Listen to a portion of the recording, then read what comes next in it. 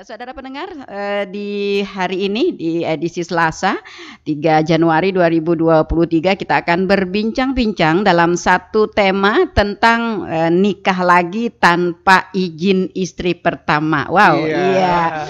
Ini adalah sebuah sebuah pembicaraan ya yang cukup bahkan seru banget gitu Pak. Iya, ya tampaknya. Ya, memang kita pilih tema ini karena mungkin ini fenomena banyak terjadi ya Pak ya. Iya, banyak terjadi. Sepertinya kalau kita umpamakan juga dia seperti fenomena gunung es begitu ya, yang muncul ke permukaan itu kecil, tapi ternyata di bawahnya itu ya merambat banyak sekali gitu ya sampai ke pelosok-pelosok gitu ya. Lalu bagaimana nih Pak gambaran kasus ini begitu ya, kejadian-kejadian ini di Kabupaten Tanah Laut Pak? Mungkin bisa dibanding dari tahun 2022, 2021 begitu. Iya. Sebelumnya kita buka dengan salah satu kata pengantar bahwa memang di Indonesia yang namanya nikah lagi ya itu istilah poligami, lebih daripada satu istri. Tetapi tentu di Indonesia yang dianut adalah asasnya adalah asas monogami, tidak poligami. Di mana seorang suami hanya boleh menikah dengan satu istri saja. Nah, itu sebaiknya dan paling baik ya. Itu dalam rangka untuk menjamin terpenuhinya hak-hak perempuan, istrinya. Tetapi dalam Islam sendiri, dalam ajaran agama Islam diperbolehkan untuk berpoligami dan juga diatur dalam hukum di Indonesia dalam kompilasi hukum Islam. Nah, tentu saja ada syarat yang harus dipenuhi seorang suami untuk bisa beristri lebih daripada satu. Dan tentu saja ketentuan ini akan kita diskusikan, akan kita bahas pada sesi-sesi berikutnya. Dan di Tanah Laut sendiri tentu beberapa kali perkara yang masuk dalam permohonan izin poligami itu biasanya dibalut dengan isbat nikah, pengesahan nikah. Dia mau mengesahkan pernikahannya dengan istri kedua. Tentu ini akan menjadi persoalan yang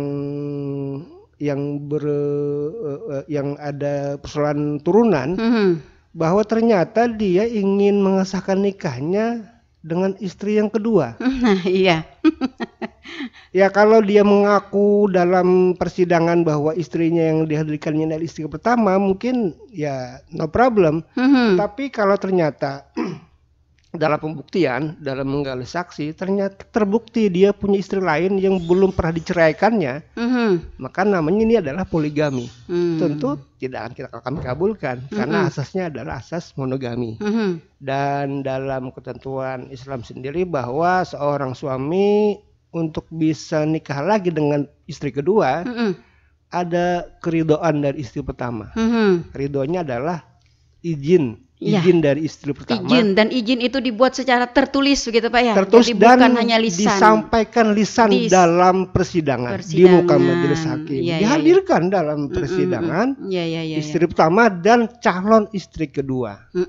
Nah, beberapa kali perkara yang masuk ke PA pelihari tentu juga ada yang tidak kami kabulkan karena ketidakmampuan pemohonnya atau suaminya untuk menghadirkan istri pertama maupun tidak bisa menunjukkan izin dari istri pertama. Diizinkan aja Pak, tapi lisan ya. Nah, dan kadang-kala ke sini ya. Nah, artinya tetap tidak bisa dibuktikan ya Pak ya. Kami juga sangat selektif dalam menggali, dalam memeriksa karena dalam tanda kutip juga banyak yang suami-suami yang menghadirkan istri pertamanya ternyata bukan istri pertamanya, orang lain yang disuruh mengaku istri pertamanya. Ini juga akan ketahuan dalam kita gali. Ternyata ini orang lain yang disewa. Ini juga bahaya. Iya, karena betul. mungkin dia hanya memikirkan dampak sesaat saja. Iya. Nah, lalu Pak, di dalam evaluasinya dan dalam kenyataan kasus ini terjadi gitu, yang lebih banyak menjadi penyebabnya itu apa sih Pak sebenarnya? Sehingga ada apa ya, ada kecenderungan begitu mau menikah lagi tanpa ada izin dari istri pertama. Ya, sebenarnya yang diatur dalam ketentuan agama Islam bahwa hanya ada 3 seseorang itu menikah lagi dengan istri kedua apabila pertama adalah istrinya itu tidak mampu menjalankan kewajiban sebagai istri. Kemudian ada cacat badan istri pertamanya yang mungkin ada penyakit yang tidak bisa disembuhkan, atau mungkin juga istri pertamanya tidak bisa melahirkan keturunan, memberikan keturunan. Nah, terlepas dari 3 ini, ya mungkin kebanyakan hanya karena nafsu saja. Dan dalam faktanya bahwa mereka ini sering dalam tanda kutip nikah siri dulu baru mengajukan izin. Nah, itu dia nikah dulu dengan istri kedua tanpa sepengetahuan istri pertama. Dalam perjalanannya dia baru mengajukan izin. Izinnya bisa izin isbat nikah, ya, minta sahkan nikahnya nanti atau izin poligami, tetapi sudah dinikahi dan istri pertamanya ya sudahlah pasrah saja. Nah, padahal mungkin 3 yang saya sebutkan itu tidak terpenuhi sebenarnya. Nah, maka dari itu dalam pemeriksaan, dalam pembuktian, dalam persidangan, hal ini juga menjadi fokus kami. Karena kita juga ada punya undang-undang untuk melindungi hak-hak seorang perempuan istri. Apakah suami bisa memenuhi kewajiban-kewajibannya terhadap istri pertamanya, terhadap kewajiban nafkah lahir batin, kemudian sikapnya apakah mampu bisa bersikap adil, dan meminimalkan dampak sosial yang terjadi. Karena mungkin juga nikah sembunyi-sembunyi ini akan menutup pergaulan sosial, akan menutup, ya jadinya silaturahim dengan keluarga istri pertama kan akan terganggu. Iya. Ya, karena nikah dengan istri kedua tanpa sepengetahuan istri pertama. Iya, kalau misalnya istri pertamanya tahu Pak, ya kan. Nah, yang kebanyakan kan secara diam-diam dulu gitu kan. Nah, nikah secara siri ya. Nah, kemudian setelah diketahui, nah baru meminta izin. Nah, meminta izin. Nah, dalam kondisi-kondisi seperti ini Pak Marjuki, lalu misalnya akan akan disahkannya melalui isbat begitu ya. Nah, apakah pengadilan agama serta-merta misalnya akan mengabulkan atau ada upaya-upaya lain yang dilakukan dulu oleh pengadilan agama pada dalam hal ini? Karena begini implementasinya begitu ya. Ketika ini nanti akan menjadi begitu mudah dikabulkan begitu kan, akan menjadi sebuah batu loncatan begitu ya. Nah, ini maksud saya bagaimana Pak? Tentu dalam sebuah permohonan pengesahan nikah dari semenjak masa pendaftaran sampai sidangnya itu ada waktu sekitar 21 hari maksimal. Waktu yang panjang ini kami gunakan untuk membuat pengumuman bahwa ini pemohon 1 suami dan pemohon 2 istrinya mengajukan permohonan pengesahan nikah kepada semua orang yang berkepentingan yang terkait dengan pasangan mereka ini, apakah keberatan terhadap pernikahan mereka yang dilaksanakan pada tanggal sekian, bulan sekian, tahun sekian di tempat ini, di desa ini. Kami tunggu selama 14 hari. Ada tidaknya yang keberatan? Itu kita beri waktu jeda 14 hari, masa sanggah kepada masyarakat yang merasa keberatan terhadap pernikahan mereka. Nah, bisa jadi dalam 14 hari itu ada seorang perempuan datang, saya tidak terima, keberatan, itu adalah suami saya. Nah, dalam proses persidangannya tentu akan kami cross check, akan kami dibandingkan. Anda mengklaim mendalilkan bahwa Anda mengaku bujangan, istri Anda mengaku bujangan, tapi ternyata ada orang lain yang datang mengaku adalah istri sah saudara. Nah, ini juga akan menjadi persoalan bagi yang bersangkutan untuk memohon supaya dikabulkan. Akan panjang pemeriksaannya. Tapi biasanya mereka ini kalau sudah ketahuan tidak datang dalam persidangan. Tidak datang, tidak berani. Ya karena mungkin nanti istri pertamanya akan datang. Iya, betul. Atau mungkin sebelumnya setelah mengetahui akan mengajukan permohonan isbat nikah, mungkin di rumah juga sudah terjadi pertengkaran, ribut. Iya, sudah jadi perang dunia ya. Iya. Ya, baik para pendengar, di awal kami ingatkan bahwa siaran kami bisa Anda ikuti melalui siaran digital di 102,3, kemudian kita live streaming dan live Facebook di LPPL Radio Tuntung Pandang. Kemudian juga kita menunggu suara pendengar di 0811 5012 304, dan juga bagi Anda yang mungkin nanti akan mengulang kembali pembicaraan kita di pagi hari ini, Anda dapat mengikuti di rekod YouTube ya, rekod YouTube ya. Baik para pendengar, kita kembali ke tema kita di pagi hari ini. Jadi ternyata juga izin seorang suami yang melakukan pernikahan tanpa izin istrinya, ya ada dampaknya. Lalu bagaimana dengan seorang PNS yang nikah tanpa izin istrinya, atau anggota Polri, atau anggota TNI, dan apakah pernikahan siri yang tanpa izin suami istrinya ini bisa dipidana? Itu juga ada aturannya. Ada aturannya. Jadi jangan main-main. Iya, jangan ibaratnya dengan mudah begitu ya Pak, dengan mudah, apalagi kalau bagi kawan-kawan ya para pendengar yang terikat dengan aturan pekerjaan gitu ya, seperti pegawai negeri, ASN, kemudian juga TNI, Polri, ya kemudian juga mungkin ada lembaga-lembaga swasta lainnya juga yang memang mempunyai aturan tentang itu begitu ya. Jadi bukan hanya berdampak kepada rumah tangga berdampak kepada pekerjaan, tetapi juga berdampak pada kedudukan.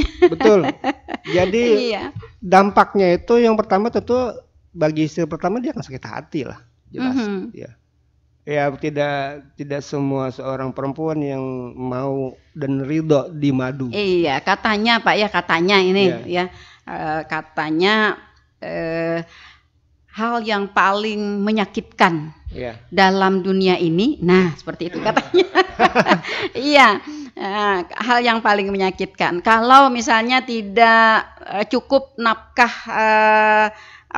lahir, kayak misalnya gaji pas-pasan begitu ya, masih bisa ditoleransi. Artinya kita masih bisa ngukur gitu ya, meskipun makan dengan garam gitu ya. Nah, tapi kalau masih sama-sama saling setia, akan terasa nikmat. Iya. Nah, tapi kalau sudah terjadi poligami, apalagi tanpa izin begitu ya. Nah, ini adalah katanya sih meskipun lauknya itu adalah daging gitu ya, tapi rasanya lewat di tenggorokan ini sakit sekali katanya Pak, seperti duri begitu. Ada beberapa yang kita bisa lihat di media sosial maupun di televisi sendiri bahwa seorang rintihan seorang istri. Kita tahan dulu Pak, ada suara pendengar. Iya. Baik, halo selamat pagi. Halo, selamat pagi. Selamat pagi, assalamualaikum. Waalaikumsalam warahmatullahi wabarakatuh. Dengan siapa di mana? Baru kenal Bu Arma. Oh, kayak berbeda gitu loh suaranya. Apakah karena pengaruh tahun baru gitu? Iya, semoga sama-sama semangat aja lah. Amin. Iya, betul selalu sekali. semangat dengan Tuntung Pandangnya itu loh. Iya, betul sekali. Baik, silakan Bu Arma. Yang ditanyakan mungkin ya apa saja kali yang ditanyakan Ibu Daneli lah. Iya. Ada itu orang suami istri dan suaminya itu punya istri ya, dibilang gelap ya enggak, sudah terlanjur itu sudah jadi baru tahu Iya. Nah, istrinya itu istrinya pun tahunya bukan dari suaminya itu. Dan suaminya sampai 2, 3 itu punya suami. Dan istrinya kan setiap istri mungkin marah tuh. Iya. Apakah itu tuh si istri tuh kalau marah selalu marah gitu ini apakah dosa? Dan sering si laki yang suami itu sering dia cerai aja, aku cerai, tapi enggak juga. Itu gimana itu, apakah istri selalu melawan dengan suaminya dosa? Atau gimana dengan suaminya terlalu begitu dengan istrinya gitu loh. Oke. Nah, itu. Oh, makasih Bunda. Sama siapa itu sama Bapak? Sama Pak Marjuki. Iya, Pak Marjuki yang ganteng. Sangat Bunda. Oke, amin. Iya, betul sekali. Oke, makasih Bu Arma. Yo, makasih juga Bunda Nelly. Assalamualaikum. Waalaikumsalam warahmatullahi wabarakatuh. Ini memang akan terjadi seperti ini begitu Pak. Nah, yang mungkin memang lebih banyak juga siasatnya nih seperti ini. Jadi secara diam-diam dulu gitu kan. Sudah lama bahkan ada yang sudah punya keturunan begitu ya, baru diketahui oleh istri pertama. Nah, istri pertama tentu seperti yang Lun sampaikan tadi kan paling sakit sudah kejadian di dunia ini adalah itu gitu ya. Merasa diduakan gitu ya, merasa diduakan. Ya. Nah, lalu katanya Bu Armah ketika istri pertama ini tahu, nah tentu dia akan marah, pasti akan marah, tidak melaksanakan kewajiban, tidak menegur dan sebagainya. Nah, di dalam agama nih bagaimana hukumnya gitu Pak? Apakah dosa atau apa gitu? Nah, tentu saja dampaknya riak-riaknya sudah setelah mengetahui suaminya nikah lagi dengan orang lain, sakit hati, tapi bereaksi terhadap peristiwa ini dengan marah-marah, itu mungkin meluapkan isi hatinya, istrinya terhadap perbuatan suaminya yang tidak diinginkannya. Tetapi ya marah di sini mungkin dalam tanda kutip yang masih bisa ditoleransi. Bukan marah-marah yang bisa berakibat meninggalkan kewajibannya sebagai istri. Kada tahu Pak, karena memang marah itu luar biasa. Ini kan perkara ini nih Pak bukan hanya sekedar istilahnya menyakitkan ke hati, tapi juga menyinggung ke perasaan ya. Ini merupakan beban psikologis yang luar biasa Pak bagi seorang perempuan, sehingga tentu saja dia setelah mengetahui ini ya pertama dia menjadi down begitu ya. Sehingga dia tidak punya keinginan lagi untuk melakukan kewajiban-kewajibannya di rumah. Kemudian juga bahkan mungkin tidak menegur lagi begitu. Ya, jadi sebenarnya rumah tangga ini dibina dengan mau'izatul hasanah, dengan kasih sayang, dengan curahan rahmat di dalamnya. Tetapi kalau ada peristiwa seperti ini, lalu ada yang tidak lagi ada kasih sayang, suasana panas mungkin bagi seorang istri juga apakah dia masa berdosa terhadap sikapnya kepada istri, kepada suaminya yang berlaku demikian. Tentu ada dosa. Bagaimana seorang istri yang tidak melaksanakan kewajiban, dia harus taat dengan suami, dia harus bisa memberi kasih sayang. Tetapi ya tentu saja supaya tidak berlarut, ya tentu harus ada batasnya. Kalau memang tidak tahan lagi, ya tidak lagi sampaikan dengan baik-baik kepada suaminya. Saya tidak ingin dimadu. Kalau ingin kalau tidak bisa, Bapak memilih apakah saya atau dia, maka berat tuh Pak. Saya ajukan gugatan ke pengadilan, gugatan cerai. Selesai. Jangan sampai digantung-gantung. Tiap hari marah berminggu-minggu, berbulan-bulan, akhirnya dampak kejiwaan bagi yang bersangkutan, bagi anak-anak, bagi lingkungan, bagi keluarga. Jadi harus diakhiri. Artinya jalan keluarnya itu harus ada mediasi ya Pak, harus ada istilahnya duduk bersama begitu ya, membicarakan masalah ini begitu sehingga tidak berlarut-larut. Dan tentu saja tadi seperti disampaikan oleh Pak Marjuki, Bu Armah, ini adalah memang dalam hukum agama ini adalah sebuah kesalahan, sebuah dosa begitu ya. Nah, agar ini tidak berlarut-larut, maka sebaiknya bagi kawan-kawan yang mengalami hal seperti ini secepatnya untuk melakukan mediasi, untuk melakukan urun rembuk begitu ya Pak ya. Dibicarakan dulu antara berdua begitu ya. kalaupun nanti berdua sudah tidak bisa lagi, maka kita bisa meminta bantuan ya orang ketiga, misalnya orang yang dituakan, keluarga, orang tua begitu ya. Nah, kalau misalnya tidak bisa juga nih, bisa juga minta mungkin mediasi ke pengadilan agama, boleh nggak Pak? Iya. Kami dalam persidangan kalau hal-hal yang menyangkut sengketa, baik sengketa rumah tangga, sengketa waris, sengketa harta bersama, sebelum masuk persidangan memeriksa pokok perkara, dimediasi dulu. Dimediasi dulu, diambil titik temunya, di mana dibuat kesepakatan, dituangkan dalam sebuah kesepakatan atau perdamaian tertulis. Jadi bisa didatangani di hadapan persidangan atau di hadapan majelis atau hakim mediatornya. Tentu ada melalui proses mediasi. Nah, di situ kalau salah satu pihak sudah tidak bisa lagi, juga dituangkan dalam bentuk mediasi. Misalnya dia sepakat cerainya saja. Lalu bagaimana dengan anak-anak? Bagaimana dengan harta bersamanya? Iya, nah itu yang perlu dibicarakan kan? Dibicarakan juga. Jangan sampai menggantung. Cerai saja, tetapi anak-anak gimana? Hartanya gimana? Kemudian yang lainnya gimana? Itu juga dibicarakan sampai tuntas. Karena bagaimanapun juga dampak dari sebuah perceraian di dalam keluarga itu akan banyak yang yang kena imbasnya begitu ya Pak ya.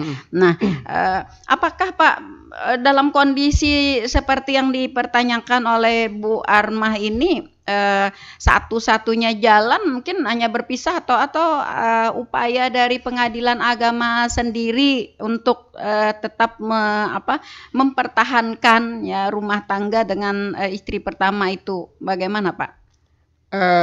Tentu saja seorang istri dan suami dalam membangun rumah tangga saling berkasih sayang, saling menutupi kekurangan, saling terbuka, dan bagi suami juga bagaimana dia mampu menafkahi lahir batin. Nah, tetapi dalam perjalanannya ternyata dia tidak bisa berlaku adil, dia tidak bisa menafkahi lagi, tidak bisa membagi kasih sayangnya, kemudian sikapnya berubah setelah punya istri lain.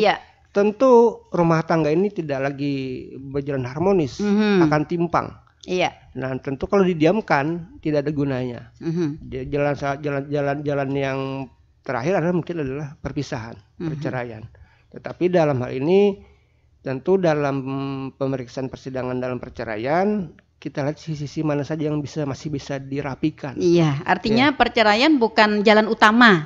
Jalan utama ya. Kalau masih bisa dipertahankan kita. Dan bisa jadi setelah persidangan dan dikabulkan karena dia tidak ingin dimadu, bisa jadi mungkin 1 tahun kemudian suaminya ini berpisah dengan istri keduanya, balik lagi kepada istri pertamanya. Ya, artinya ternyata katanya lebih enak istri pertama. Karena bagaimanapun juga kata orang Pak, yang pertama itu punya banyak kesan dan makna. Karena ketika kita bersama-sama, apalagi kalau kita bersama-sama itu diawali dari kita melangkah dari nol begitu ya. Nah, sampai kita mempunyai berbagai kehidupan begitu. Nah, bukan hanya kita bangga terhadap apa yang kita capai, tapi proses kita mencapai ini Pak yang tidak bisa diukur dengan dengan harta benda begitu ya, dengan apa begitu. Nah, seperti itu sih sebenarnya yang di tengah harus menjadi pertimbangan ya. Di tengah masalah sendiri fenomena ini banyak terjadi. Artinya dari awal nikah mulai dari nol usaha, dari tidak ada punya apa-apa, berjuang hingga mungkin punya kelebihan dan lebih mampu dari orang lain. Setelah punya kelebihan berpikirlah. Masing-masing sibuk dengan dunianya masing-masing. Suaminya ada bisnis, istrinya ada bisnis, tidak jarang ketemu lagi di rumah, bahkan mungkin tidak lagi tidur sekamar karena sibuk. Ya, zaman sekarang kan tantangannya lebih berat karena zaman milenial ini ada internet, ada media sosial, banyak hal-hal yang bisa mengakibatkan itu ya Pak, peluang-peluangnya banyak terganggu atau banyak yang ingin mengganggu. Nah ini makanya kalau ini terjadi, sering banyak yang mengeluh, ada yang merugikan, ada yang merasa tidak terima, ya akhirnya bercerai, aset yang luar biasa banyak dibagi. Yang sebenarnya dampaknya tidak hanya bagi yang bersangkutan, tapi juga bagi anak-anak. Bagi keluarga, bagi lingkungan juga ya. Bahkan mungkin bagi banyak orang ya yang mungkin kita tidak menyadarinya begitu ya, tidak menyadarinya. Ada satu usaha yang punya banyak karyawan, tetapi setelah bercerai dengan istrinya, nah itu dia, iya. Nah artinya kan bagaimana, jadi menganggur, jadi banyak dampak sosial, tidak punya pekerjaan lagi. Nah ya itu tanpa disadari mungkin ya bagi orang banyak juga. Nah lalu Pak, dalam hal misalnya setelah mengetahui suaminya menikah lagi ya, nah istri pertama tentu tidak ingin dimadu begitu ya. Nah, dia ingin minta cerai tetapi si suami tidak mau mencerai. Nah, apakah dalam kondisi seperti ini permintaan isbat dari si suami dapat dikabulkan oleh pengadilan agama, Pak? Ya. Ternyata dalam pembuktian, pemeriksaan dalam persidangan, ternyata suami ini punya istri pertama, sementara dia ingin mengajukan pengesahan nikah dengan istri kedua. Tentu ini akan lain persoalan, dan tentu mau tidak mau dengan pertimbangan hukum yang jelas, ini bukan kategori pengesahan nikah, tetapi ini kategori izin poligami. Artinya yang bersangkutan tidak bisa diterima pengesahan nikahnya, karena tidak ada izin. Nikahnya ini tidak ada izin dengan istri pertama. Istri pertama tetap tidak memberikan izin ya, karena dia ingin minta berpisah begitu ya. Nah, tetapi di sisi lain ya, karena tidak ada izin, suaminya lalu tidak mau. Iya. Suaminya tidak mau berpisah dengan istri pertama, tetapi tetap ingin mensahkan perkawinannya dengan istri kedua, karena ini sudah lama nih istilahnya menikahnya begitu. Nah, memang itu banyak terjadi. Dia tidak ingin menceraikan istri keduanya karena sudah punya keturunan, sudah punya anak, tetapi juga tidak ingin melepas istri pertama. Karena dari awal berjuang mungkin dari istri pertama, tapi istri pertama tidak bisa menerima orang lain. Tidak bisa memberikan izinnya. Nah, maksud saya dalam kondisi seperti ini ya, apa yang dilakukan, apa yang menjadi upaya dari pengadilan agama untuk menyelesaikan permasalahan ini, karena tentu ketika pernikahannya dengan istri kedua tidak sah kan ya, karena tidak ada izin dari istri pertama. Nah, ini kan akan berakibat buruk juga ya, apalagi kalau dengan istri keduanya kan sudah ada keturunan, sudah memiliki mungkin harta gono gini juga dan lain sebagainya begitu. Nah, jadi ada banyak sebenarnya aturan ini kita buat untuk menghindari orang berbuat demikian. Tetapi kalau sudah terlanjur berbuat, bagaimana jalan keluarnya? Tentu bagi yang bersangkutan dia tidak boleh mengajukan permohonan isbat nikah, tapi dia mengajukan permohonan cerai talak. Kalau dia ingin menceraikan istri pertamanya, tetapi kalau dia tidak mau, maka istri pertamanya yang mencoba cerai gugat. Tapi tetap istri pertama memang minta diceraikan, tapi si suami tidak mau. Nah, makanya istri pertama dia mengajukan cerai gugat ke pengadilan, suaminya hadir, dimediasi. Iya, dimediasi. Dan dalam mediasi terbukti fakta bahwa suaminya sudah punya istri lain. Dan istri pertamanya tidak terima. Ingin berpisah, tetapi si suami tidak mau berpisah. Nah, ini kasus ini juga cukup banyak Pak terjadi di masyarakat. Nah, sehingga akan berlarut-larut permasalahan seperti ini begitu. Jadi begini, pada saat pemeriksaan istri pertama kan ditanya, kenapa tidak mau lagi dengan suaminya?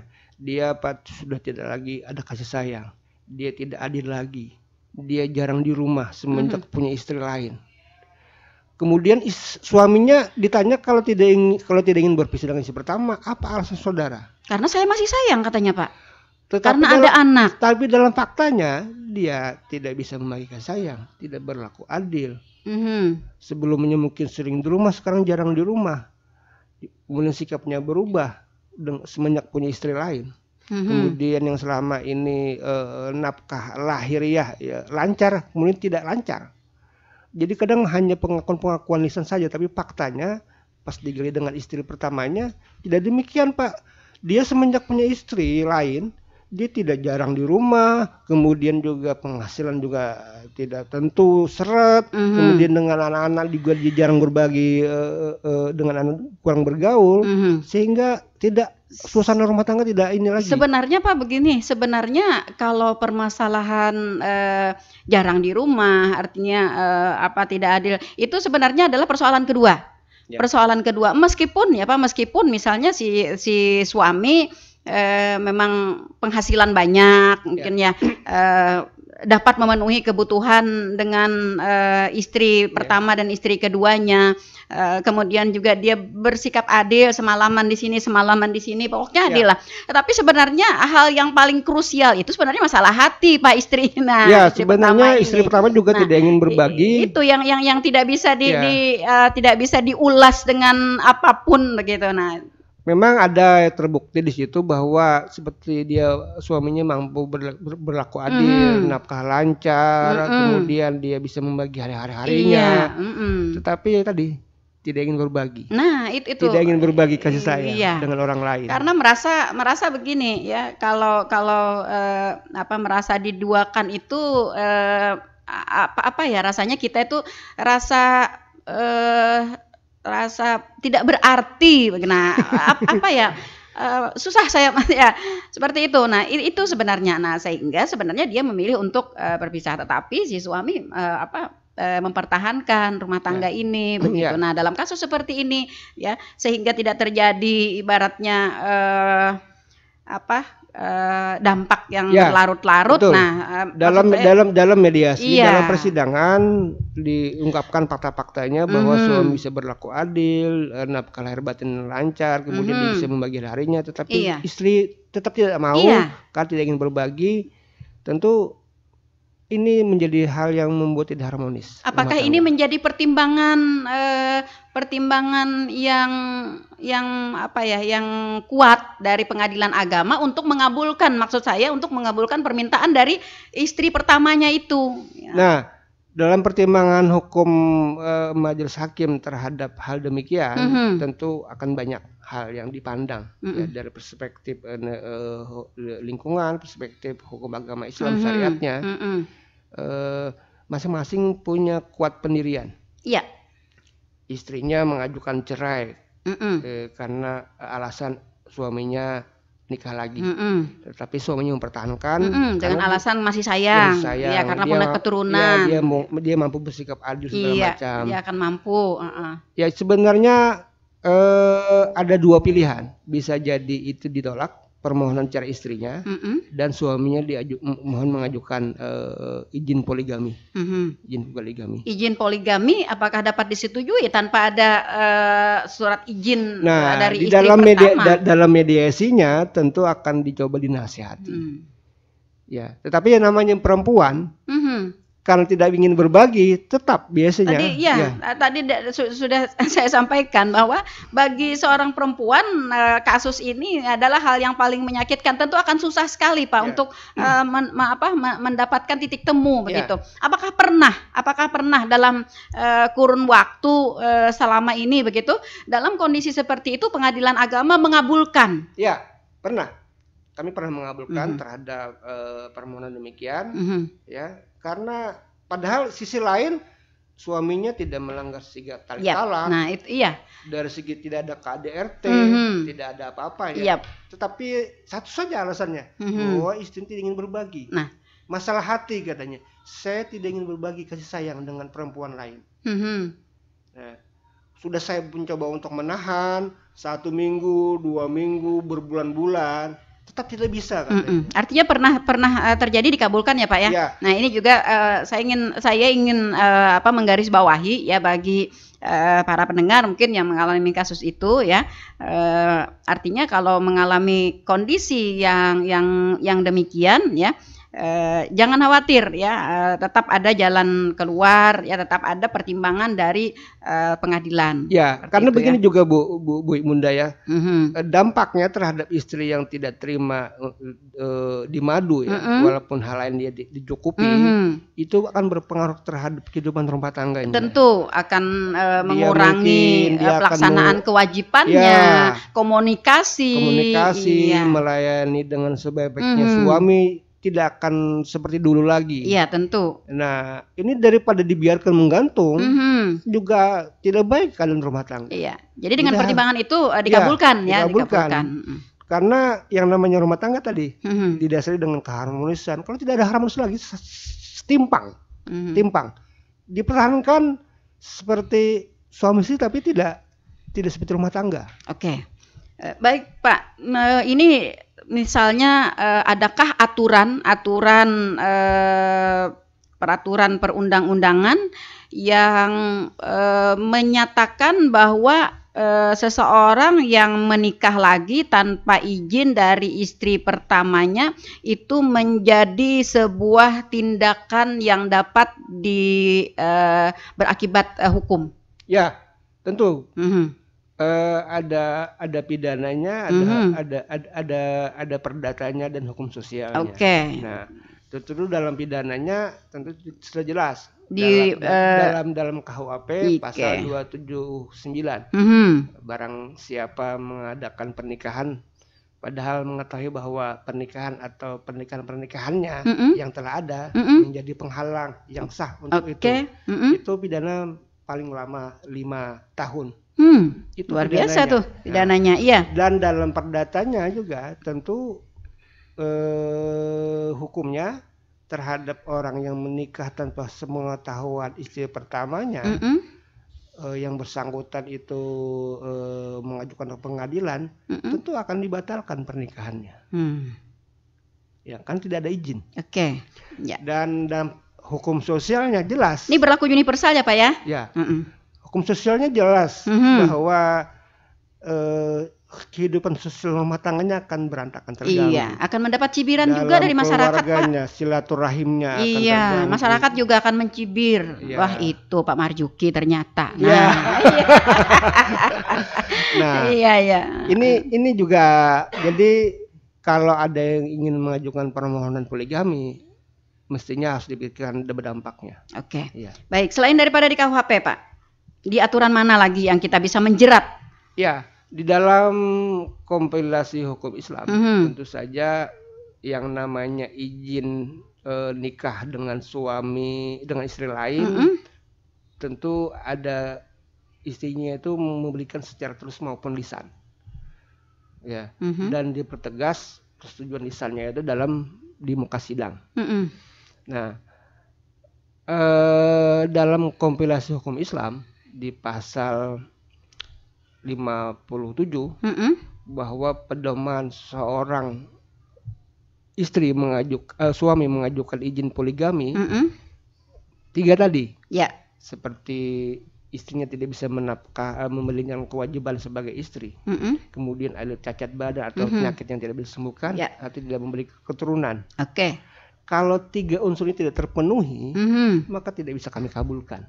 Itu juga masuk hukum perdatanya. Jadi dia akan sia-sia mengajukan permohonan poligami kalau 3 unsur ini tidak terpenuhi. Nah, itu. Oke. Lalu Pak begini, maksud saya siapa saja yang bisa dijerat oleh aturan-aturan ini, ya? Khususnya ada 3 pemain utama kan ya? Ada suami, ada istri kedua, kemudian ada yang menikahkan. Nah itu, ini bagaimana penjelasannya nih Pak? Yang bisa dijerat ini si suami akibatnya di mana? Si istri kedua bisa dijeratnya dengan apa? Kemudian yang menikahkan nih? Ya, ada kasus yang pernah dulu viral ya, seorang pengusaha tambang, tidak sebut namanya, dia nikah lagi di daerah lain atas pengetahuan istri pertamanya. Istri pertamanya tidak terima dan melapor ke polisi. tentu pihak-pihak yang terkait terhadap pernikahan keduanya ini dipanggil, baik yang bersangkutan suaminya, istri keduanya, penghulunya, orang tua yang terlibat dalam pernikahan ini dipanggil. Dan tentu saja proses pidana ini menanti dengan ketentuan kalau suaminya pasal ini dikenakan, istri keduanya ini, penghulunya juga demikian. Nah, saya tidak mengerti banyak tentang persoalan KUHP-nya, tetapi ini menjadi ranah pidana kalau istri pertama tidak terima dan lapor kepada pengadilan. Nah, tentu lapor kepada kepolisian, akan diperiksa. Jadi pernah ada kepala KUA dipanggil kepolisian karena menikahkan orang lain, padahal orang itu punya istri sebelumnya. Tentu dia ya repot juga kalau dipanggil kepolisian. Iya. Akan diperiksa, akan di BAP. Tetapi begini, tentu dia ada kewajiban untuk mempasah. Mempasah itu dianulir, dia menikahkan. Artinya tidak jadi saya menikahkan saudara dengan perempuan itu karena saudara ternyata punya istri lain. Ditarik buku nikahnya. Karena ketidaktahuan mungkin ya Pak ya, ketidaktahuan dari yang menikahkan, artinya setelah terbongkar itu bisa dianulir bisa dianulir. Dan ternyata juga bahwa pernikahan siri tersebut kalau sudah ketahuan, tentu akan banyak terjadi upaya untuk menutupi, akan terjadi bohong-bohong terus. Begini contohnya, dia mengaku datang ke suatu tempat bujangan. Bujangan pada maksud itu sudah tidak benar. Kemudian dinikahkanlah. Ternyata beberapa waktu kemudian ada istri pertama yang tidak terima. Tentu akan adu argumen. Bukan, itu sudah saya ceraikan. Akan terus berupaya menutupi, mempertahankan. Tapi titiknya adalah bahwa jangan coba-coba untuk berbohong menikah lagi.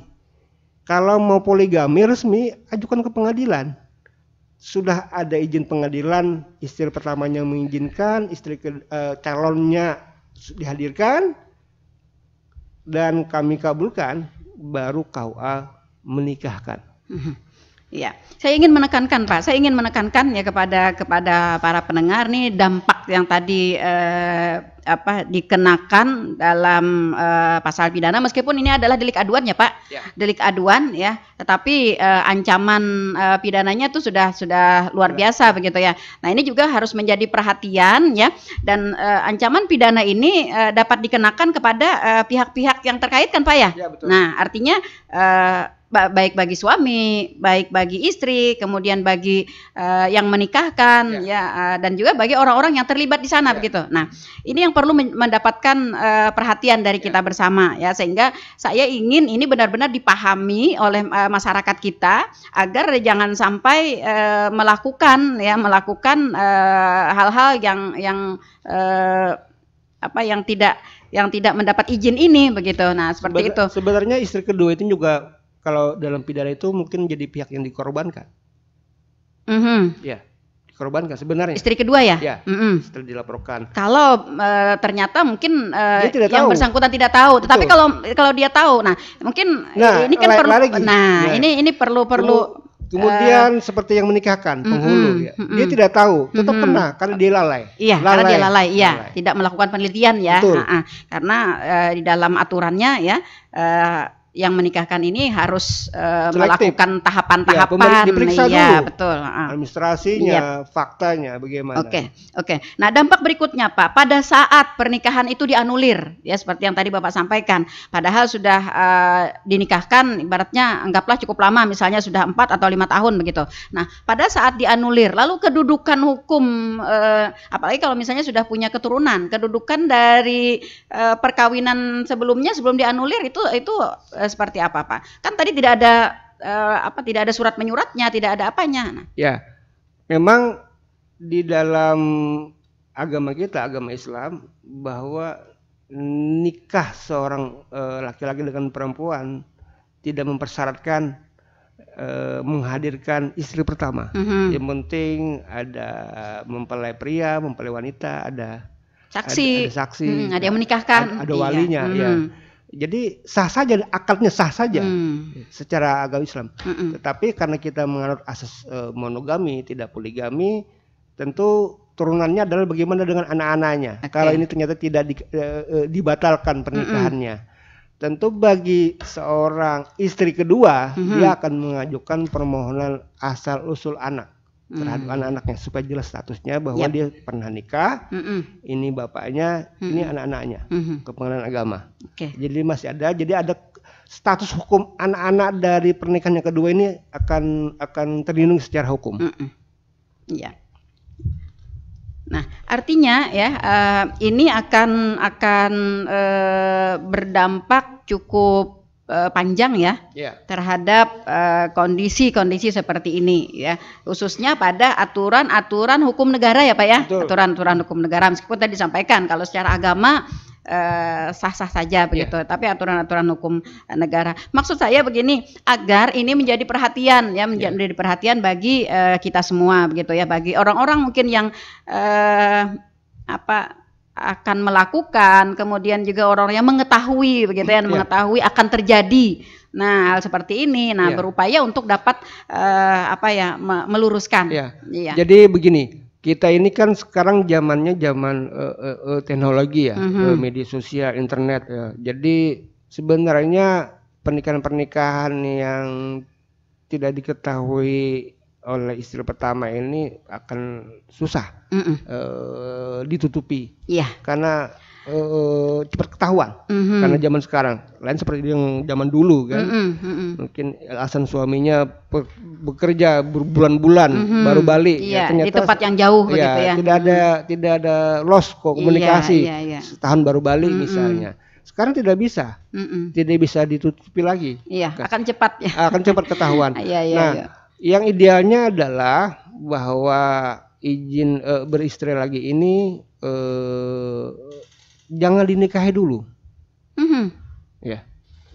Bagaimana itu? Suaminya bicara kepada istri pertamanya, Ibu saya mau nikah lagi. Pasti nggak mau Pak. Saya kalau bicara seperti itu saya ambilkan parang. Bukan begitu Bu. Begini. Karena istri pertamanya tidak bisa memberi keturunan. Kalau memang ada hal-hal yang mungkin krusial ya. Jadi, tapi ini kalau misalnya kalau baik-baik saja begitu. Kata istri pertamanya, Bapak silakan nikah lagi. Tapi ceraikan saya dulu. Karena saya tidak bisa memberi keturunan. Tapi dengan syarat saya yang mencarikan katanya. Oh. Ada juga seperti itu. Ada juga, oke. Jadi mencarikan itu calonnya. Biasanya mungkin juga dengan keluarga jauh lah. Kemudian suaminya setuju, jangan dinikahkan dulu, dibawa dulu ke pengadilan, kedua-duanya untuk izin poligami. Idealnya seperti itu. Jadi dalam persidangan ketiga-tiganya di hadapan sidang, ini istri pertamanya, ini suaminya, ini calonnya, bukan sudah dinikahi. Ditanya istri pertamanya, ditanya izin, ya. Kemudian apa alasannya suaminya mengajukan kan tidak bisa memberi keturunan. Kemudian juga berikutnya apakah mampu berlaku adil, apakah mampu untuk berbagi nafkah lahir dan batin. Ya, itu digali semuanya. Kalau sudah, baru calonnya juga ditanya apakah dia tahu dan apakah dia juga nanti bisa berlaku membagi sayangnya dengan istri yang pertama. Dengan ada perjanjian pasti. Ada perjanjian. Saya akan berlaku adil, saya akan ini, saya akan itu. Kalau gitu, itu pasti. Sudah karena masih pengen, Pak, karena sudah ingin banget gitu kan, pasti iya aja. Terpenuhi, ya dikabulkan. Nah, lain persoalannya dinikahi dulu baru mengajukan izin. Yang banyak seperti itu, Pak. Nah. Ini jadi akhirnya istri pertama itu posisinya dia mengabulkan memberi izin dalam keadaan terpaksa. Betul. Terpaksa. Nah Pak, tadi seperti yang tadi Bapak sampaikan bahwa kita sekarang berada di era digitalisasi ya Pak, digitalisasi. Nah, bagaimana untuk izin ini misalnya Pak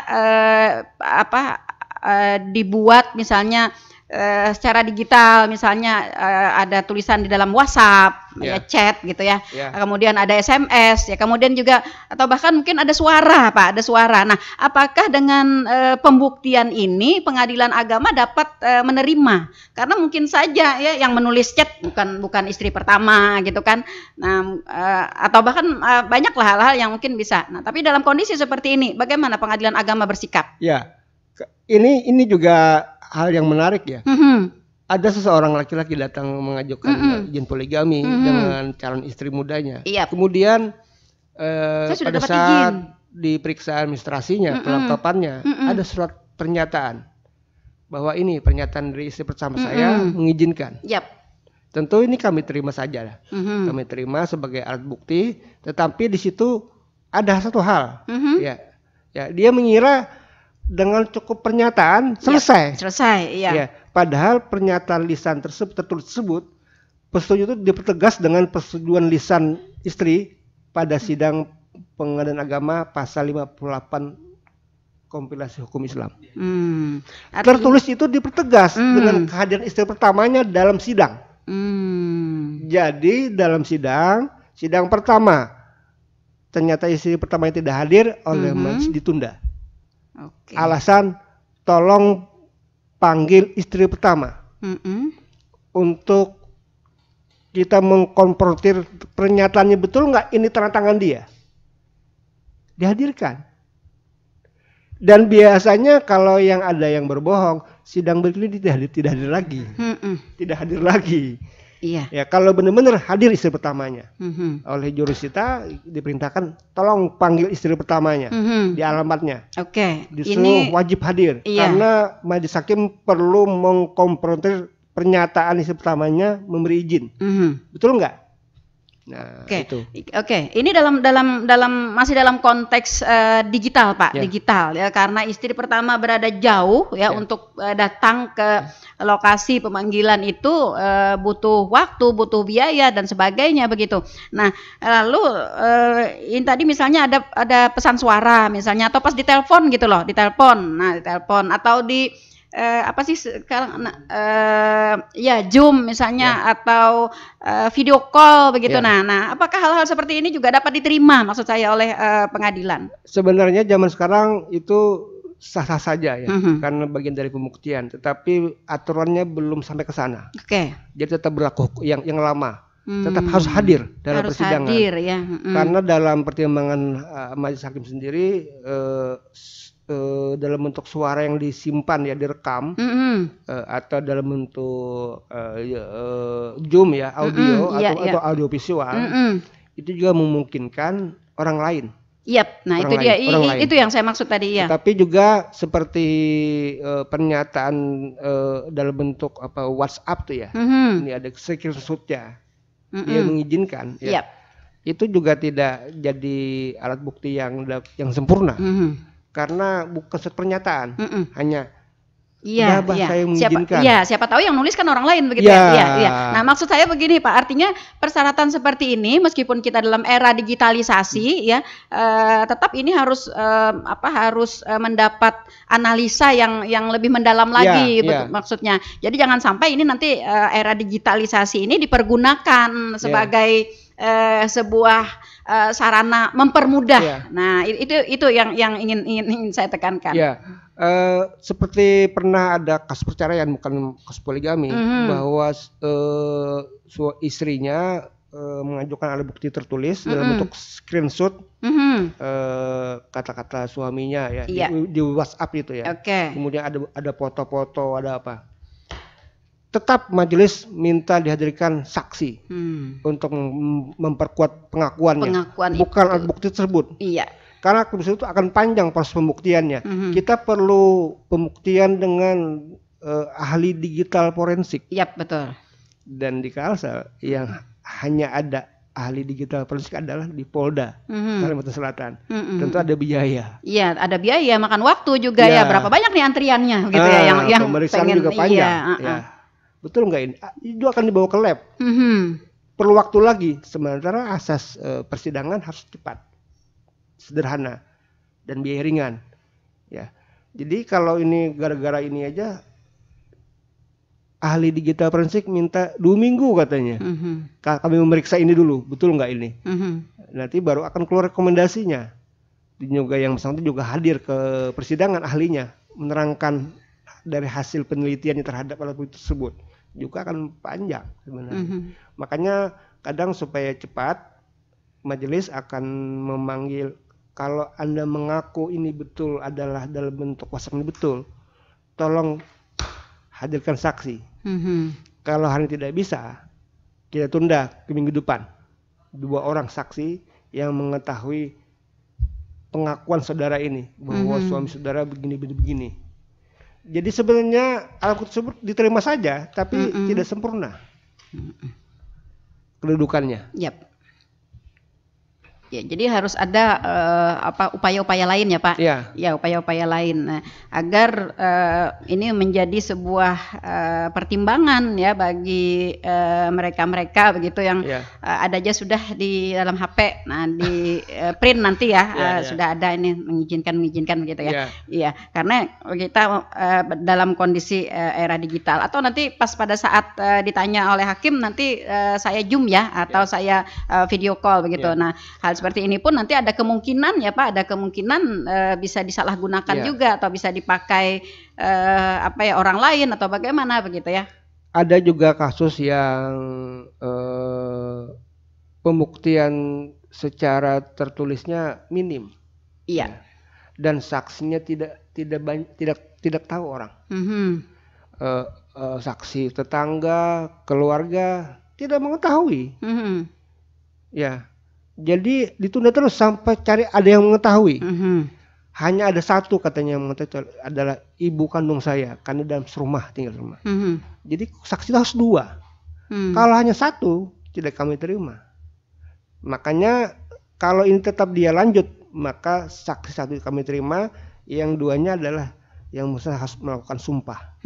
Sumpah supletor namanya. Dia bersumpah betul terhadap pengakuannya. Nah, itu untuk menutupi daripada saksi yang kedua supaya bisa dipertimbangkan. Ya, karena ini kan kadang aib keluarga, tidak banyak yang tahu. Iya. Oke. Ini permasalahan ini sebenarnya kita tadi bicaranya pada satu sisi ya Pak ya, pada satu sisi. Nah, karena tidak ada izin istri pertama ya. Nah, sebenarnya dampak yang ditimbulkan itu sebenarnya pada 2 sisi. Nah, pada 2 sisi. Pengadilan di sisi lain, pengadilan agama memasang persyaratan dengan berbagai aturan-aturannya ya, agar peluang ini ya tidak mudah digunakan begitu ya. Tapi di sisi lain ketika sudah terjadi ini dengan persyaratan yang begitu rumit, mungkin tidak terpenuhi ya, tetapi perkawinan dengan istri keduanya itu sudah terjadi. Nah, ini juga akan menimbulkan dampak kepada sisi yang di sebelah sini begitu. Nah, dalam upaya-upaya seperti ini ya, apa yang bisa dilakukan oleh istri kedua, Pak? Ya, tentu istri kedua setelah pernikahan dengan suaminya itu dikabulkan, ya, karena si suaminya terbukti punya istri lain, lalu dia akan tanya, bagaimana dengan saya? Bagaimana dengan anak-anak saya? Bagaimana status anak-anak saya? Statusnya? Bapaknya siapa? Ya, kan? Memang secara hukum syariat Islam akad nikahnya sah. Maka untuk menjamin kedudukan hukum anak-anak dari suami pernikahan kedua ini, maka ibunya ini mengajukan permohonan asal usul anak. Iya, mengajukan permohonannya ke pengadilan agama ya, Betul. Pak. Oke, nanti akan keluar surat keputusan ya dari ketua pengadilan. Yang keputusan dari ketua majelis, dari majelis hakim, bahwa yang namanya anak ini adalah anak dari hasil perkawinan siri ya, antara si anak. Jadi bisa menjadi dasar untuk penerbitan akta kelahiran, buat KTP, untuk persyaratan-persyaratan lain secara hukum negara begitu. Nah, lalu dalam konteks seperti ini juga ya, dalam konteks seperti ini berkaitan dengan aturan di dalam KUHP juga. Apakah istri kedua juga dapat diterima untuk mengadukan secara hukum terhadap suaminya yang mungkin kemarin bepadahnya itu tidak punya istri pertama. Ini karena ini masuk delik aduan, ini pidana, maka ada pemalsuan keterangan. Yap.